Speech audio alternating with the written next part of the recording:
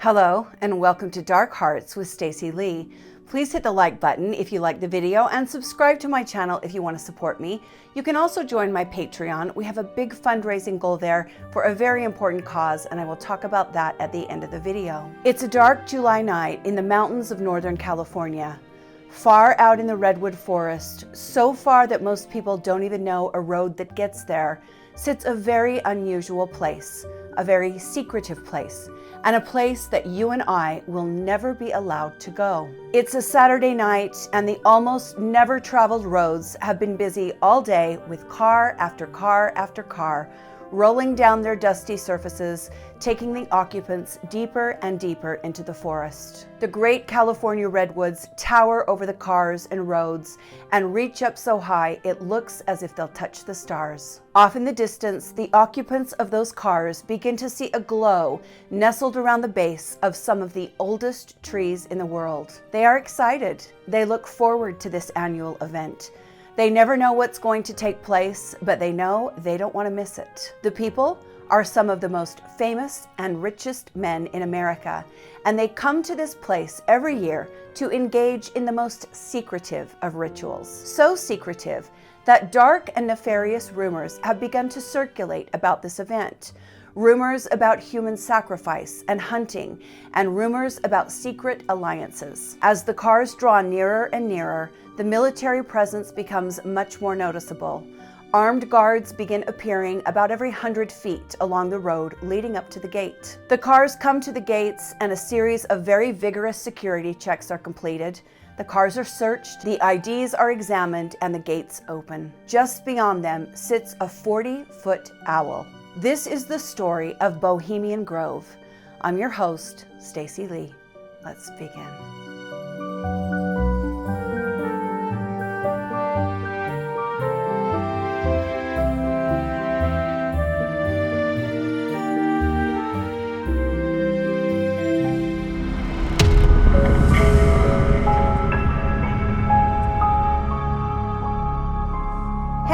Harry Edwards, a stage actor, has formed a very small club. Around 1872, he started having a group of poets and artists and actors gathered together in California for a night of drinking and debauchery. But in 1878, Harry decided to relocate to New York City. So before he left, about 100 Bohemians gathered in the Redwoods National Forest to honor their friend and give him a proper send-off. What are Bohemians? They are musicians, actors, writers, painters, and sculptors, any type of artist who lives only for their work. They are poor, they are not interested in societal norms, and they are not interested in money. They live for their art. The night of Harry's send-off, they lit Japanese paper lanterns, and they drank. And they drank. They spoke of art and music, and just before the sun came up, they threw their bedrolls down on the earth and they slept. These Bohemians had just unintentionally started one of the most secretive clubs the world would ever know of. The next year, the party went on without Harry. It had been such a good time, the Bohemians decided to do it again. By 1899, the Bohemians had organized and purchased their little encampment from Melvin Cyrus Meeker, who was a successful logger in the area. Slowly, over the coming decades, members would continue purchasing land until the group owned a very large parcel in the basin and around its perimeter. Soon, the site became known as Bohemian Grove. William Henry Irwin, a journalist and writer, said of the grove, quote, "You come upon it suddenly. One step and its glory is over you. There is no perspective. You cannot get far enough away from one of the trees to see it as a whole. There they stand, a world of height above you, their pinnacles hidden by their topmost fringes of branches or lost in the sky." Soon, it was decided that the Bohemian Club would be formed, and it would become very, very exclusive and very private. Before long, it wasn't poor artists and painters and musicians populating the club. As they always do, the 1% comes in and ruins everything good. Everything cool, because there is nothing cool in the 1%. By the 1940s, the club was only for those who could pay tens of thousands of dollars to buy in. There is now a 15 to 20 year wait list. It's no longer a camp, but more like a resort. And everyone you can imagine, from presidents to CEOs of banks and movie studios to titans of media to actors like Clint Eastwood, regularly attend. Look at this photo with Ronald Reagan and Richard Nixon in it together. Here is a photo of Bush Sr. and Bush Jr. giving a talk to the members. I love these old photos of what the camp used to look like. Most of the men stay in rustic little cabins. They used to be not much more than tents with little flags draped around them. I love the old clothing, the fashion, the old cars. But now look at the clubhouse. I don't know what you consider camping, but this is definitely not my version of it. There's a gorgeous library, a beautiful bar, and a posh sitting area. Look at the woodwork at that bar. The bartenders are dressed very smartly and the liquor is flowing. I'm going to take a stab in the dark here and say I'm pretty sure that the liquor is not the only thing people are treating themselves to at this camp. This is a current map of the camp. It's divided into what I would call tribes. This is very familiar to me. As most of you know, I was raised Mormon, and every summer as part of that religion, you're sent off for a week to what is called girls' camp. You camp in the woods. Each ward, each Mormon ward would have their own camp, and there was always a theme. One year it was flowers, so we had the rose camp and the daffodil camp, etc. And the Bohemian Grove is set up the same way. There's the hillbillies, the stowaways, the uplifters, the hideaway, so on and so forth. The men who attend stay in the camp that's designated for their corporate job or area of expertise. Politicians stay in the hillbillies camp. Actors stay in the hideaway. And the most elite of all stay in the owl's nest. Now, did you catch that? I said the men. The men who attend. This is a 100% without exception men's only event. It is said that until recently, there were no women even working in the kitchen, but I think that may have changed. There are absolutely no women allowed on the site, in the campgrounds, in the houses anywhere. In fact, there have been several times when the Bohemian Club has been sued by people claiming sexual discrimination. You will be shocked to learn that the federal judges that oversaw these cases ruled in the club's favor. I mean, give me a break. Of course they did. The 1% owns the government. The 1% can do whatever they want. In the 1970s, when a group sued the club, the group's actual legal argument was that one of the best parts of the club experience is the outdoor urination. You heard that right. The club's attorney said that the men who gathered there very much enjoy the fact that they can urinate whenever and wherever they want. And with women around, there's no way they could do that. They couldn't continue to enjoy this fabulous pleasure. The camp has what is called the Grove Stage, which is an outdoor amphitheater that seats 2,000 people. What goes on there? Well, that's part of the conspiracy. We're going to get to that. Then there is what they call the Field Circle. It's a bowl-shaped amphitheater where they have what's called low jinks. They're like little comedy shows and variety shows. Then the Campfire Circle has a large fire pit in the center, and it's surrounded by large redwood benches. There's the museum stage, a smaller stage, and then there's the dining circle, which can seat 1,500 diners. And then there is the clubhouse, which is where a lot of important conversations take place. We're going to talk about that a little. And then there is the centerpiece of the entire camp and the most controversial part of the camp, the Owl Shrine and the lake. And yeah, we're going to dive in after I finish the outline of what this is all about. Let's talk about some of the characteristics of the Bohemian Club. First off, there is a mascot, an emblem, and it is an owl. The owl stands for wisdom and the search for knowledge. There is also a camp motto, and it is, "Weaving spiders come not here." That's a line taken from Shakespeare's A Midsummer Night's Dream.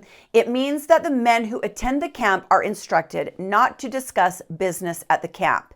And it is a motto that is totally and completely ignored. Early members of the club include Mark Twain, Herbert Hoover, Justice William T. Wallace, and William Winter. Some names that you are probably more familiar with are Ronald Reagan, Richard Nixon, Caspar Weinberger, Clarence Thomas, Arnold Schwarzenegger, George Herbert Bush, George W. Bush, Sean O'Keefe, Bob Weir from the Grateful Dead, and David Gergen, who has a very interesting exchange later on in the story with a then unknown journalist named Alex Jones. Dear Lord, here we go.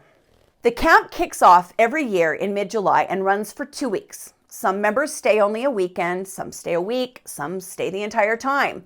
Every day at noon, there's a lakeside speech given by someone from the club or from a guest of the club. The talks are about politics or the economy, the state of the movie industry, things like that. Now, I should mention, I kind of did earlier, alcohol is the number one adjoining factor here. In fact, each guest is served a gin fizz every morning in their room along with their coffee and newspaper. This is a drinking event. There are bars in each camp, bars at the lake, bars at the amphitheaters. This is a drunken 2 weeks, which is part of the reason the outside urination is such a thing. Everyone's drinking a lot, so everyone is peeing a lot. So after the noon speech, it's just hanging out and drinking until sunset. And then every night there is a large dinner for all of the attendees. And then there is entertainment. Famous bands are brought in. Famous comedians are brought in. And then there are the plays. Who puts on the plays? They bring in famous actors? Nope. The men themselves put on the plays. These are some of the greatest minds and most revered men in the world, but at the camp, they set all of that aside along with their massive egos, and they put on these little plays for each other. Again, this reminds me of girls' camp. We always had to do a little skit at least once. I hated girls' camp, by the way. Now, you heard me say no women allowed, right? So just exactly who is playing the female roles in the plays? The men are. You heard me right. These men who sit in Congress and scream that drag queens are ruining the world are dressing in drag, makeup and hair, and putting on little plays for each other at this camp. Sometimes the hypocrisy, when it hits me in the face like this, it's almost too much, you know? It's okay for these guys to dress in drag, but it's not okay for other men to do it. Why? Because they're openly gay when these guys are... I'll just say this. I have a lot of gay friends. And most of them have a straight boyfriend who's on the DL. If you think I'm lying, ask a gay person. Ask a gay man how many straight boyfriends they've had. A percentage of these men are gay too. Trust and believe. Look at the kick line of all men. Like, these guys have practiced. Look at the matching costumes and the wigs and the bows. They're into this. The theme of the play changes every year, and so each year a whole new set must be constructed. New costumes must be made. Like, look at this giant castle. That's a major undertaking right there. Here you see the men dressed as knights. I read one article that said the plays now cost about $200,000 to produce each year. Now, all of this kicks off with a ceremony on the first night called the cremation of care. And buckle up, because this is where it gets really weird. This ceremony involves everyone taking their seats on the stone benches in the amphitheater. Then there are several boat trips made across the small man-made lake at the amphitheater as the sun sets. The people in the boats are a part of the ceremony. At the head of the lake stands this 40-foot owl statue, which has over the years become covered in moss. As the ceremony begins, dark hooded figures stand on the edge of the lake to receive the ferrymen coming over in the boats. The ferrymen are carrying with them an effigy. The effigy is nothing more than cloth and some sticks, but it is formed and wrapped to look like a human body. The effigy is then carried to the base of the owl and placed on this altar. No wonder people think something weird's going on. Then dozens of hooded druid characters appear from the woods and stand around the owl. There are torches and there are lights in the trees. A voice begins to speak, explaining the ritual. It is the voice of Walter Cronkite, the famous newsman, who voiced the ceremony in person for decades when he was alive. He has long since passed on, but a recording of him voicing the ceremony is still used. Several of the hooded figures then take their torches and walk to the altar at the base of the owl and use those torches to light the effigy on fire, so it looks like a burning human being. As the effigy burns, the club members are told that their cares are burning away with the effigy. Their worries and their problems are being burned up in this ritual, and the men are encouraged to envision their worries and their cares burning up and turning into smoke that then rises into the woods and the treetops, disappearing into the sky. Now, this actually sounds quite nice. This is actually really nothing compared to some other religious rituals. But I'm not the right person to ask about what I think is weird. I actually think this is kind of sweet. Men getting together and letting loose, trying to rid themselves of worries. That's a good thing, if it weren't for all the sexism. I'm not bothered by the robes or the torches or the statues. Those are just things human beings incorporate into rituals like this to make them more special. But I am also not a crazy conspiracy theorist. Well, the crazy thing is, depending on who you ask. But there are those that believe something very evil and nefarious is afoot. And it all kicked off with one Mr. Alex Jones. Before we get into that, I want to show you the actual camp. I got the screenshots I am going to be showing you from the YouTube channel Dancer. This is what the channel looks like. If you would like to go and watch the video of this event, this is the channel to go to. I didn't feel comfortable just stealing the footage without asking, so I did screenshots, and I'm hoping promoting the channel for you to go watch the video will be a good trade-off. Now, first off, props to this YouTuber who snuck into this camp in the dead of winter at 2:30 in the morning by a kayak and got this footage. These people that are out wandering in the woods alone at night, I could never, ever. I'd be shooting at everything that made a twig snap, but they do it. Our YouTube friend is successful in infiltrating this secret location, and what he captures is fascinating and historic as well. He first comes upon a gated entrance. He's kind of finding his way around in the daylight, and then when it gets dark, he kayaks in as close as he can get. The first place he goes is the Grove stage, the large amphitheater. He doesn't dare turn on his light, so we don't get to see much of that. But then he finds the kitchen facility. Look at this massive commercial food prep area. If you're feeding 1,500 people a night, obviously you're going to need something like this. It goes on and on, room after room. You can see huge refrigeration units. There are lots of tray holders and water tanks and wire racks. He opens a walk-in and he says it doesn't smell very good. It's wild to think that this place is just sitting out there all year round for a 2-week event. But remember, it's the 1%. They can have anything they want. Look at this photo here. This says women's restroom. This is why obviously their policies of no women have changed. They're going to let the women work there. The women are good enough to work there and cook the food and probably clean up, but they're not good enough to be part of the thing. I love it here. He then goes into the attic space and there's tons of storage, more food preparation bins, lots of filing cabinets and plastic containers, more wire racks, places to put trays and half trays. And then he follows this dark pathway outside the kitchen and realizes he is at the lake. The lake. He is at the lake where the cremation of care ceremony takes place. He comments on how dry the little lake is and that it needs more water. And then he looks up and he sees it. Here it is, my friends, the 40-foot owl statue. He cannot believe it. He says he wasn't even sure he was going to be able to get in, let alone get past the guardhouse. And now he's standing at the foot of this owl statue. I honestly don't know how he didn't just tear out of there. This is so creepy and so unnatural. It's just very strange.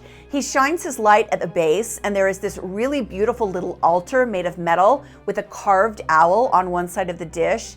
It looks as though things are probably placed there and burned. Then he turns and sees the altar, this rectangular rock formation. It's just right there, like it's been in the secret photos that have been leaked. This is where the effigy is burned. They bring in an iron grate and lay the human-shaped effigy over the top of it and then light it on fire. Think of all the famous people who have stood here. Presidents, actors, musicians, politicians, CIA, FBI, great military generals. It's kind of amazing. The YouTuber walks up to the owl and knocks on it, and he's surprised to find that it's totally hollow. You can tell by the sound. So he goes around the back and he finds this little room.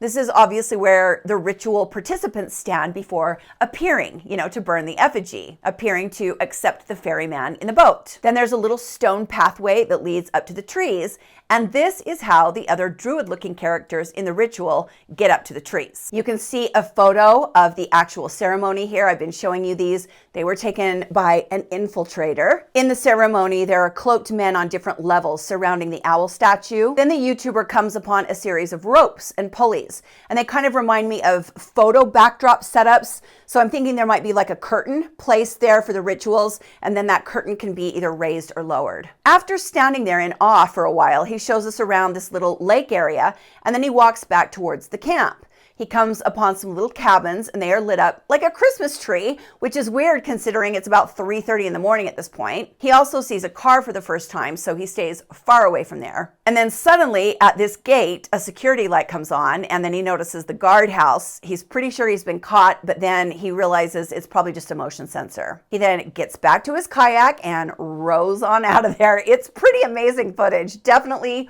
worth the watch. So if we all know this is all true, which it is, and we know this is most definitely happening each year, which it is, what is the conspiracy? Well, there really wasn't much conspiracy talk until the world went crazy around 2015, 2016, and the major news stations were falling all over themselves trying to find the biggest clown to put on the air. And one of the biggest clowns of all time is, of course, Alex Jones. I despise this guy. I abhor him, not because of his politics, but because of the misinformation that he propagates. And I absolutely despise people who tell lies for the sake of riling other people up and getting attention for themselves. And no one does it. Well, not no one. Alex Jones is one of the worst. This man has told so many out and out lies that he has been banned from Facebook, banned from Twitter, and that's just about, there's nothing more that I can tell you. Banned from social media. Do you know how bad you have to be banned from social media? Do you know the absolute garbage that is allowed on social media? Long before anyone knew who Alex Jones was, because he hadn't been given a platform, we used to have this thing where we didn't give dangerous lunatics a platform. But anyway, long before anyone knew who Alex Jones was, he was deep in the conspiracy hole. In 2004, Alex Jones walks up to David Gergen, who is this famous globalist, and accosts him on the street because he knows that David Gergen is part of Bohemian Grove. Alex Jones starts asking all these questions about Bohemian Grove, and David Gergen does not like it. First, he asks Alex how he knows about Bohemian Grove, and Alex won't answer him. And he just keeps saying to David, have you been there? Have you been to the ritual there?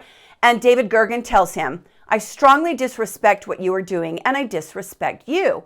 And then Alex says, well, I've seen what goes on there. And David Gergen replies, then you know you should not be talking about it at all. You were an invited guest and you're discussing this with me? And Alex says, no, I snuck in. And this infuriates David Gergen, who tells him that he disrespects him for that as well. Alex then says, what goes on at Bohemian Grove? And David Gergen looks at him and says, none of your damn business. And then he walks off. At one point, he also says, you are not very gentlemanly. And, I think that's the understatement of the century. Alex Jones is not lying for a change. He did sneak into Bohemian Grove and get photos. These are some stills from the footage that he took that night. These are the photos I've been showing you during the episode. The fact that Alex Jones was there and did see what happens there makes what he does later on even more vile and disgusting. He later goes on to claim, when he has his platform sitting on TV every night riling up the easily riled, that children are being sacrificed and burned at Bohemian Grove. He claims that the rituals are satanic and that the government leaders that attend are all part of this satanic cult. Now, that's weird. That's suspicious, because I saw a lot more politicians there from the right than I did from the left. And Alex Jones is a right-wing bootlicker. So I'm confused as to why he would make these accusations. No, I'm not. There's no honor among liars and thieves. Politicians are mostly the same. I think about 2% of them are decent human beings, and the rest, trash. But Alex Jones goes on to create this narrative that the satanic shadow elite gather every year to participate in a ritual sacrifice. The footage that Alex Jones and his cameraman shot was taken in 2000 and put out on the early internet, in chat rooms. In 2002, a 37-year-old man named Richard McCaslin snuck into the camp, heavily armed, wearing a skull mask with a vest that said Phantom Patriot on it, because of course it did. He was there to kill people involved in satanic rituals. Why did he think this was happening? Because Alex Jones put it out there on the internet for this man to see. Richard was locked up from 2002 to 2008 for this. And then he ends up hanging himself outside a Masonic temple in 2018. And this is why conspiracy theories are so damaging. Of course, they're misinformation, and of course, they're lies, but they also hurt people that are already walking a tightrope between reality and crazy town. And then when they come across this shit on the internet, it knocks them right off that tightrope. And the next thing you know, they're the king of crazy town. It's sad. Despite the motto, weaving spiders come not here, many people are completely convinced that world businesses, things that affect all of us, have come directly out of meetings at Bohemian Grove. There is solid evidence that the Manhattan Project was born there. There is also proof that the United Nations started out as a discussion at Bohemian Grove. Now, Oppenheimer, which was a huge hit movie last year, J. Robert Oppenheimer was a regular at Bohemian Grove. He would sit for hours with the presidents of Harvard and Yale and Princeton, along with oil barons and military officials. It is said that there at Bohemian Grove, that was the birthplace of the Manhattan Project, which of course greatly affected the nuclear age. I am endlessly fascinated by stories like this. I'd actually like to do a little deeper dive on this sometime. Do I love the thought of a men's only club owning judges and politicians and treating women as outsiders? No, I think it sucks. I think I hate it. I think it's sexist and misogynistic and elitist and gross. Do I think this is a camp for men to get away and meet each other on a different level and talk? Yes, I do. Do I think there are some nefarious things that come out of it? Yes, I do. But in the end, it's just a camp. Do I think what Alex Jones believes goes on there really goes on there? Well, I'll give you 2 chances on that. Slim and none. And Slim is dead. Thank you for joining me today on Dark Hearts with Stacy Lee. Please hit the like button and subscribe to the channel. If you want to see more from me, you can also join my Patreon. There is a video on my playlist. This is the thumbnail. And if you watch it, it will explain all of the details about the very important fundraiser we're doing. And you can just donate $1. Doesn't have to be 20 bucks. You can just do $1. I sure appreciate you watching. I am very, very excited about the growth of the channel, and that wouldn't be happening without you. Stay safe, my friends, and be kind to each other. And I will see you next time on Dark Hearts with Stacy Lee. Bye.